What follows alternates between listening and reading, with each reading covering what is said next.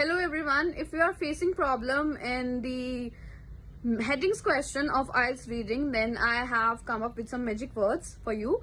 So as you can see in this list that there are two lists in which first one is that there would be some words in the headings, and the second list is if there are these words in the headings, then which words you have to find out in the passage, and if you have those words in the passage, then that heading is the answer for that paragraph. Do you get it?